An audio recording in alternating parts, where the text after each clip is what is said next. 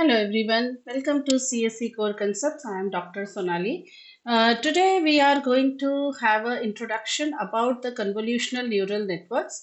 In my earlier series in this neural networks, we have discussed about the artificial neural networks, and there I have briefly discussed about what is the difference between an artificial neural network and a convolutional neural network.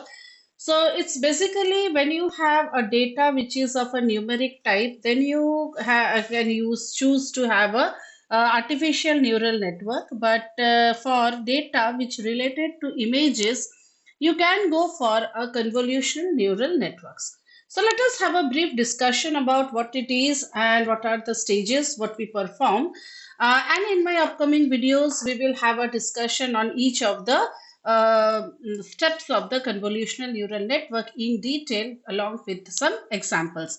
So stay tuned and keep an eye on the series, and don't forget to subscribe to the channel. Now let us have begin with this. So it is a type of a artificial neural network only, but basically it deals with the image recognition and processing, which is specially designed for processing data pixels. Understood? So if your data is an image data, then you can opt for a convolutional neural network. So you can call it as a deep learning model where the data is like a grid structure. Now let us have a look at how the data differs from a regular one to a image. Now image is like somewhat like this. Let's say for example image is this, right? So all over the images you have some pixels which are stored, right? So now you have to store the information about each of the pixel in the form of x comma y and its intensity value, right? So the color of the pixel. Now the color of the pixel can either be in any of the format. It can be either RGB or it can be gray colors. Okay, so this is how does it looks, right? So now the data is what it is, a two-dimensional data. Here you have data is a two-dimensional data. So now how are you going to feed this data into a neural network model? Okay, so how does our neural network look like? We have seen in the artificial neural network, you have input, you give it to the hidden layers, right? You give it to the hidden layers, understand? And then you get an output. So how are you going to feed this data into a neural network? That is what we are going to see. Okay, so let us proceed with it. Now, let's say what do we mean by a convolutional neural network? So it takes an input as an image. The input is an image. Okay, so now of course you know that in neural network we assign some weights and bias, and in case if you are not aware, still not aware, please go through artificial neural networks before you can start with the convolutional neural network. So this is how it looks. Let us say for example, we are given some data is about flowers. So I have some two varieties of flowers you can see over here. Some rose are there and some orchids are there.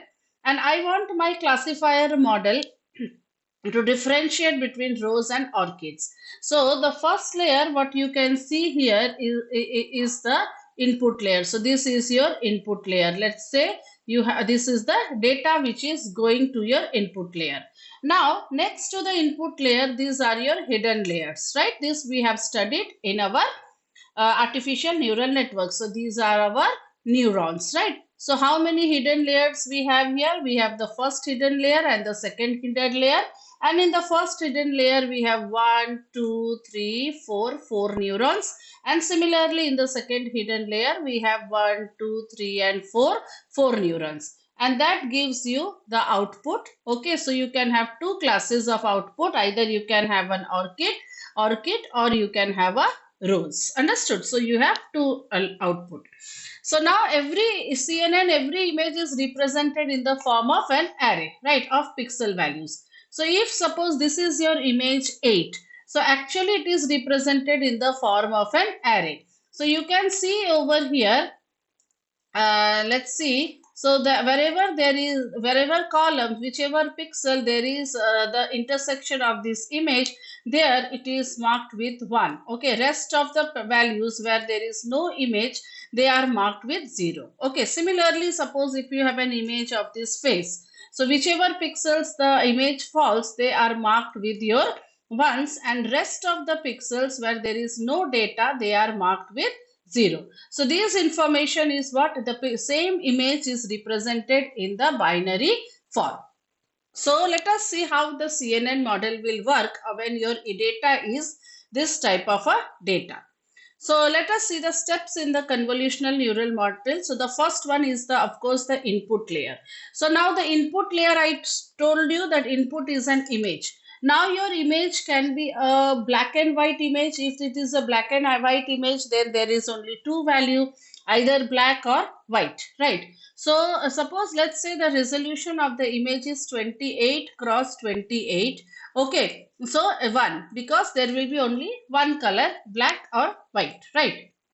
Or let's say if you have a colored image and the resolution of the image is 224, so the input size will be 224 into 224, that is the size of the image, multiplied by 3 because it is a colored image of type RGB. So when you speak about RGB, there are three channels: red channel, green channel, blue channel, and the rest all the colors are formed by the combination of red, green and blue. So that is why it comes out to be multiplied by 3. Second layer is the convolution layer. It is also called as the feature extraction layer. So the features of the image are extracted. When you am I saying that please differentiate between apple and bananas. So what are the features of the apple? The color of the fruit is one of the feature which differentiates them. The shape of the fruit is one of the feature which differentiates them. The edges, apple is circular in shape where there are no sharp boundaries, whereas in banana it is cylindrical in shape. So these types of shapes, so these are the features which differentiate. Now, how are you going to extract these features from the image? That is done using the convolution layer, where we have small kernels. They are also called as your filters. Okay. Now, what is a filter over here? Let us see. It is nothing. Your image is a two-dimensional matrix. Okay, so the kernel will also be a matrix. Okay, generally it is of size 2 cross 2, or sometimes we take 3 cross 3. Okay, the matrix size. And the image is multiplied by this matrix. They are called as kernels. Now, why it is being done is because they are generating the feature maps. That is, by performing this step, you can highlight the edges, you can highlight the corners, you can highlight the textures. The highlighting features of the images are being extracted. The features which is going to clearly differentiate between the two fruits. So the result what you will get when you perform two matrix multiplication, obviously the result is also a matrix. But that matrix is a specific learned matrix. Okay, that matrix will help you to learn something about the data. So this is how your input image looks like. Let's say for example, this is how your input image looks like. Okay, it is a two-dimensional image. Now it goes through this convolution layer. So this convolution layer has feature extraction. Then we perform the third, okay. Now this convolution layer, you can see something called as ReLU. Now ReLU is something which is not new to you, because we have already studied about the optimizers in artificial neural network. Please go through those networks, because ReLU is an activation function. Okay, why do we require an activation function? That also we have discussed in detail. Okay, about the various activation function. So ReLU does what? The value is either 0 or x, means either the negative inputs will be termed as 0 and positive inputs will remain as it is. Understood? So this is what the ReLU function will do. So basically what does it do is that it will highlight.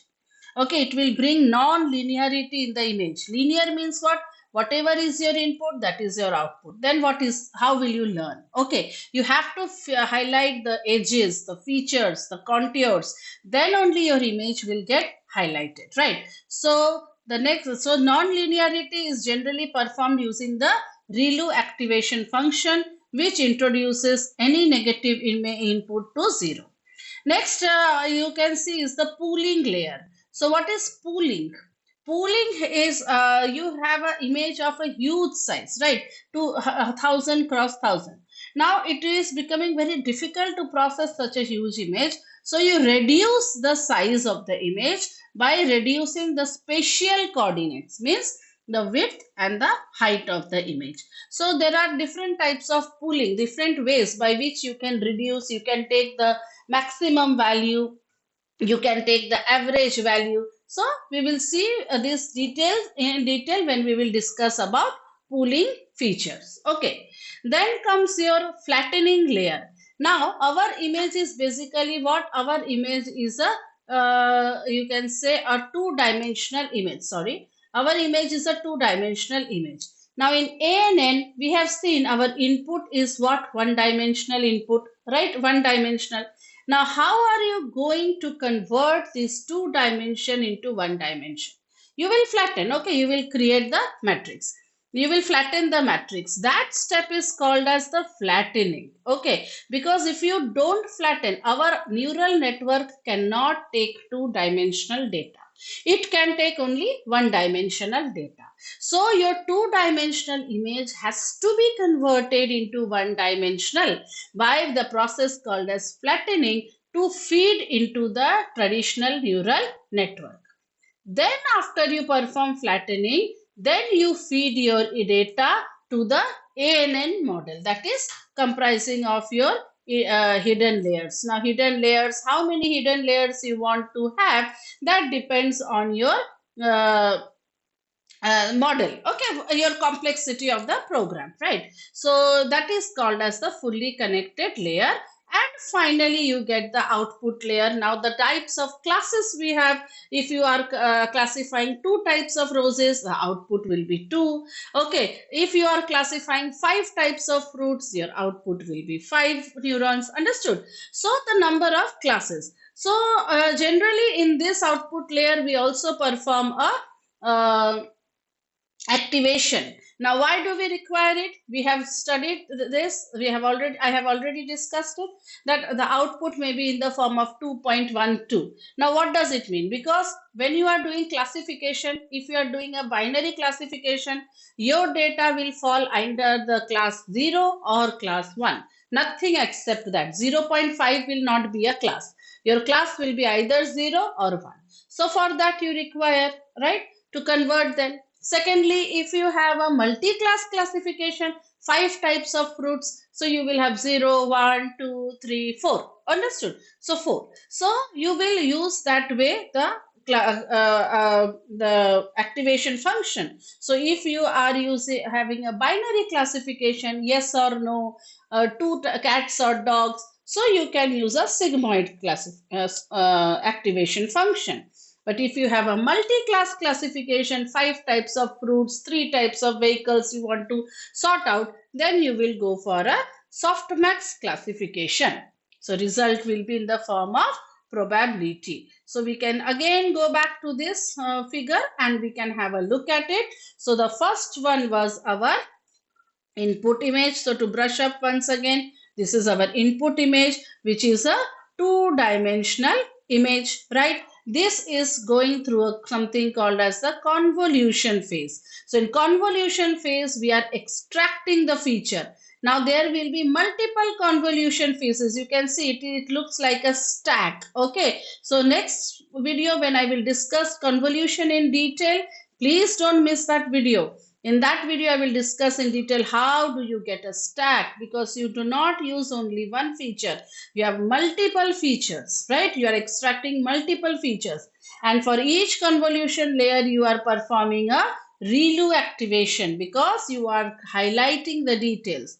Now this image looks quite big, so you have to perform some pooling so that you can make the image little bit smaller in terms of height and width. Now this pooling has various types that we will see. We can use the maximum pooling.